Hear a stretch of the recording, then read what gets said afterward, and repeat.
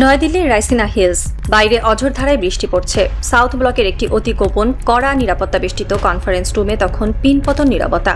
বিশাল mahogany কাঠের টেবিলের ঠিক মাঝখানে বিছানো আছে দক্ষিণ এশিয়ার একটি ম্যাপ। ম্যাপটির ঠিক কেন্দ্রবিন্দুতে থাকা বাংলাদেশ নামের ভূখণ্ডটির ওপর লাল মার্কার দিয়ে বেশ কয়েকটি গোল দাগ দেওয়া হয়েছে। টেবিলের এক প্রান্তে বসে আছেন ভারতের পররাষ্ট্র বিষয়ক সংসদীয় স্থায়ী কমিটির প্রধান শশী থারুর।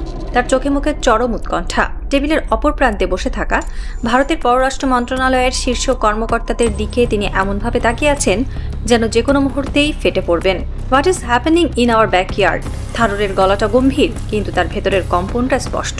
একসময় যে দেশটিকে সাউথ ব্লক নিজেদের হাতের মুঠোয় ভেবে নিশ্চিন্তে ঘুমাতো, আজ সেই দেশটি তাদের রাতের ঘুম হারাম করে দিয়েছে। ঢাকার বাতাস বদলে গেছে, আর সেই বদলানো বাতাসের ঝাপটায় ভারতের ৫৩ বছরের সাজানো ভূরাজনৈতিক তাসের ঘর এখন ভাঙার উপক্রম। গল্পের শুরুটা এই রুদ্ধদ্বার কক্ষ থেকেই। একটি দেশের উপর প্রভাব হারানোর যে ভয়ঙ্কর মানসিক যন্ত্রণা, তা আজ কুড়ে কুড়ে খাচ্ছে দিল্লির নীতি নির্ধারকদের। একদিকে অর্থনীতির টানাপোড়েন, অন্যদিকে ঢাকার নতুন সামরিক ও কৌশলগত মিত্রতা। সব মিলিয়ে ভারত এখন এমন এক গোলকধাঁধায় আটকে পড়েছে যেখান থেকে বের হওয়ার কোনো পথ তাদের জানা নেই। সাউথ ব্লকের এই অস্থিরতার শুরুটা হয়েছিল অর্থনীতি দিয়ে। ভারতের বৈদেশিক মুদ্রার রিজার্ভের ওপর বর্তমানে প্রচণ্ড চাপ। এই চাপ সামলাতে তারা একটি নতুন কৌশল গ্রহণ করেছিল, তাদের নিজস্ব মুদ্রা অর্থাৎ রুপিকে আন্তর্জাতিক মুদ্রা হিসেবে প্রতিষ্ঠিত করা। আর এই পরীক্ষার গিনিপিগ হিসেবে তারা বেছে নিয়েছিল তাদের প্রতিবেশী দেশগুলোকে। নেপাল, ভুটান, শ্রীলঙ্কার মতো ছোট অর্থনীতির দেশগুলো দিয়ে খুব একটা ফায়দা হবে না, সেটা দিল্লি ভালো করেই জানে। তাই তাদের প্রধান লক্ষ্য ছিল বাংলাদেশ।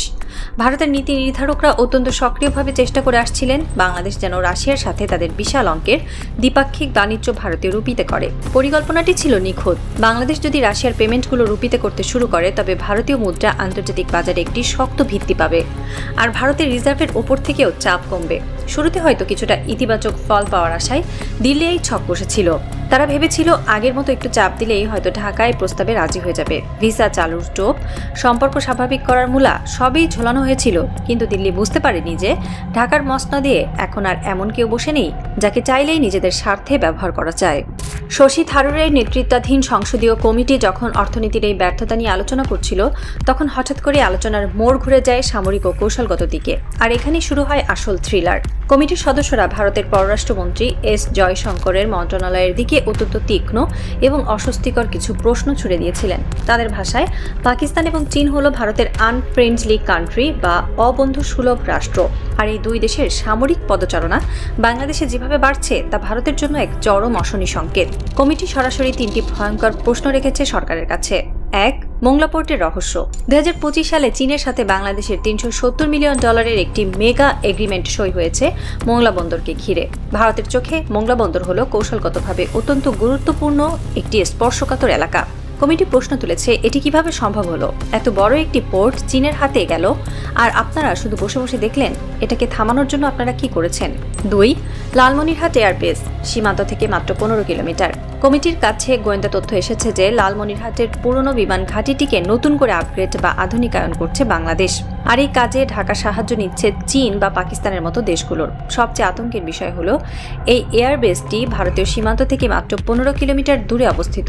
একটি যুদ্ধবিমান টেক অফ করার কয়েক সেকেন্ডের মধ্যেই আমাদের আকাশসীমায় ঢুকে পড়তে পারে।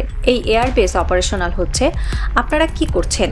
কমিটির এই প্রশ্নে পররাষ্ট্র মন্ত্রণালয়ের কর্মকর্তারা একেবারে বোবা হয়ে গেছেন। ৩. বেইজিংয়ে জামায়াতে ইসলামীর তীর্থযাত্রা। তৃতীয় প্রশ্নটি ছিল আরও গভীর রাজনৈতিক হিসাব নিকাশের। বাংলাদেশে এখন শাসন ক্ষমতায় রয়েছে বিএনপি। শাসক দল হিসেবে তাদের চীনের সাথে সম্পর্ক রাখাটা ভারতের কাছে বোধগম্য, কিন্তু ভারতের সবচেয়ে বড় মাথা ব্যথার কারণ হয়ে দাঁড়িয়েছে জামায়াত ইসলামী। সম্প্রতি জামায়াত ইসলামীর শীর্ষ নেতা এবং বুদ্ধিজীবীদের একটি প্রতিনিধি দল বেইজিং সফরে এসেছে। ভারতের প্রশ্ন, এই জামায়াতিরা বেইজিংয়ে কি করতে গিয়েছিল? চীনের সাথে তাদের সম্পর্ক কেন এত গভীর হচ্ছে? এর কৌশলগত পরিণতি ভারতের জন্য কতটা ভয়াবহ হতে পারে? শশী থারুরের কমিটির এই প্রশ্নবাণে জর্জরিত জয়শঙ্করের মন্ত্রণালয়ের কাছে কি কোনো উত্তর আছে? উত্তর হলো না, একটি নিখাদ, অসহায় না। কেন নেই? কারণ ভারতের নীতি নির্ধারকদের এটা স্বীকার করতেই হবে যে 1971 সাল থেকে 2024 সাল পর্যন্ত বাংলাদেশের ওপর তাদের যে একছত্র আধিপত্য বা কন্ট্রোল ছিল তা চিরতরে ধূলিসাৎ হয়ে গেছে। মাঝখানে হয়তো দু একবার কিছু ছোটখাটো প্রতিবন্ধকতা এসেছিল, কিন্তু ভারত সবসময় নানা কূটকৌশল, চাপ বা অর্থনৈতিক অবরোধের ভয় দেখিয়ে ঢাকাকে নিজেদের লাইনে রাখতে সক্ষম হয়েছিল। কিন্তু 2024 সালের জুলাই আগস্টের গণঅভ্যুত্থান সব হিসাব পাল্টে দিয়েছে। হিন্দিতে একটি প্রবাদ আছে, না রহিগা বাস না বাজেগি বাঁশুরি। ভারত বাংলাদেশে যে রাজনৈতিক দলটিকে নিজেদের বাস হিসেবে ব্যবহার করে 53 বছর ধরে বাঁশি বাজিয়েছিল, বাংলাদেশের ছাত্র জনতা সেই দলটিকে সমূলে উপড়ে ফেলে দিয়েছে। এখন আর সেখানে কোনো ভারতীয় প্রক্সি নেই। আর সবচেয়ে বড় পরিবর্তনটা এসেছে বাংলাদেশের তরুণ প্রজন্মের মাঝে। জেনারেশন জি আজ এতটাই সজাগ এবং দেশপ্রেমিক যে তারা চোখ কান খোলা রেখে বসে আছে। বিন্দুমাত্র ভারতপ্রীতি বা নতজানু নীতির গন্ধ পেলেই তারা লাখ লাখ সংখ্যায় রাজপথে নেমে আসে। এই বাস্তবতায় দাঁড়িয়ে সাউথ ব্লক এখন অসহায়। তারা মোংলা পোর্টের চুক্তি আটকাতে পারেনি, তারা লালমনিরহাট এয়ারবেজের আপগ্রেডেশন বন্ধ করতে পারেনি, তারা বাংলাদেশ, পাকিস্তান, চীন, তুরস্কের এক নতুন সামরিক অক্ষকে ভাঙতে পারছে না। কারণ বাংলাদেশ এখন আক্ষরিক অর্থেই একটি স্বাধীন, সার্বভৌম রাষ্ট্র হিসেবে নিজের সিদ্ধান্ত নিজে নিচ্ছে। দিল্লির এই কান্নাকাটি এবং অভিযোগের মাঝে হঠাৎ করে একটি আন্তর্জাতিক রিপোর্ট এসে ভারতের কফিনে শেষ পেরেকটি ঠুকে দিল। অ্যামনেস্টি ইন্টারন্যাশনালের একটি ভয়াবহ রিপোর্ট, যা সম্প্রতি দ্য ওয়্যারে প্রকাশিত হয়েছে। ভারত প্রশ্ন তুলছে, কেন বাংলাদেশ চীন বা পাকিস্তানের সাথে সামরিক সম্পর্ক বাড়াচ্ছে, কিন্তু ভারত নিজে কি করছে? রিপোর্টে বলা হয়েছে, গাজা, লেবানন, ইরান, ইয়েমেন এবং সিরিয়ায় ইসরায়েল যখন চরম অমানবিক হামলা এবং গণহত্যা চালাচ্ছে, তখন সেই ইসরায়েলের হাতে অস্ত্র তুলে দিচ্ছে ভারত। ইসরায়েলে অস্ত্র রপ্তানিকারী 9টি বড় কোম্পানির মধ্যে 3টিই হলো ভারত সরকার নিয়ন্ত্রিত কোম্পানি। বাংলাদেশের সাধারণ মানুষ থেকে শুরু করে রাজনৈতিক স্তর সবখানে ইসরায়েল চরমভাবে ঘৃণিত। ইসরায়েলকে বাংলাদেশে একটি নেতিবাচক এবং অবৈধ রাষ্ট্র হিসেবেই দেখা হয়। অন্যদিকে গাজার মজলুম মুসলমানদের প্রতি বাংলাদেশে রয়েছে শর্তহীন সমর্থন। এখন হিসাবটা মেলান। ভারত সেই ইসরায়েলকে অস্ত্র দিচ্ছে যারা বাংলাদেশের বন্ধু প্রতিম রাষ্ট্রগুলোর ফিলিস্তিনি, ইরান, লেবাননের ওপর বোমা বর্ষণ করছে।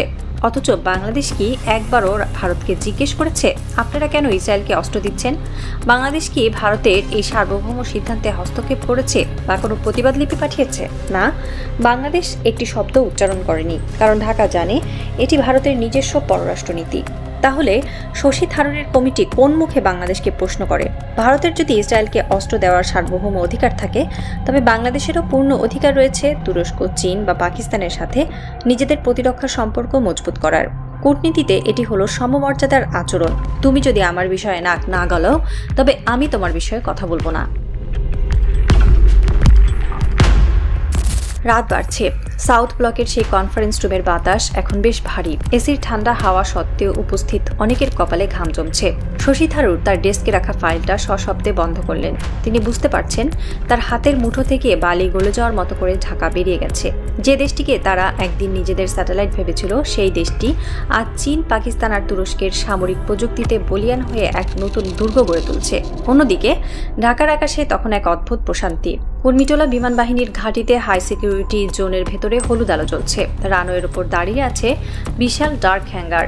রাডারের স্ক্রিনে স্ক্যান হচ্ছে বঙ্গোপসাগরের বিস্তীর্ণ আকাশ আর লালমনিরহাটের সীমান্ত। ঢাকা থেকে একটি এনক্রিপ্টেড মেসেজ সেন্ড হলো বেইজিং এবং আঙ্কারার ঠিকানায়। মেসেজে খুব বেশি কিছু লেখা নেই, শুধু লেখা, the sky is clear, proceed with phase 2। দাবার বোর্ডে রাজা, মন্ত্রী, গজ সব সাজানো শেষ, কিন্তু ঘুঁটিগুলো আর সাউথ ব্লকের হাতে নেই। ঢাকা এখন নিজেই এক মাস্টার মাইন্ড প্লেয়ার। একদিকে চীনের প্রাচীর, অন্যদিকে তুরস্কের ড্রোন। এই দুইয়ের মাঝে দাঁড়িয়ে বাংলাদেশ আজ এক নতুন অজেয় দুর্গ গড়ে তুলছে। ভোরের আকাশ একটু একটু করে ফর্সা হচ্ছে, কিন্তু এই ভোর কোনো শান্তির বার্তা নিয়ে আসছে না। এটি এমন এক স্নায়ুযুদ্ধের সূচনা, যেখানে পরাশক্তির অহংকার আর একটি উদীয়মান স্বাধীন দেশের সামরিক কূটনীতির মাঝে এক চূড়ান্ত স্নায়ুর লড়াই হতে যাচ্ছে। ভারত হয়তো এখনও চেষ্টা করবে তাদের দাদাগিরি ফলানোর, কিন্তু তারা জানে লালমনিরহাটের ওই আপগ্রেড হওয়া রানওয়ে থেকে যে কোনো মুহূর্তে ডানা মেলতে পারে এমন এক সামরিক ড্রাগন, যা তাদের সমস্ত হিসাব নিকাশ পাল্টে দেবে।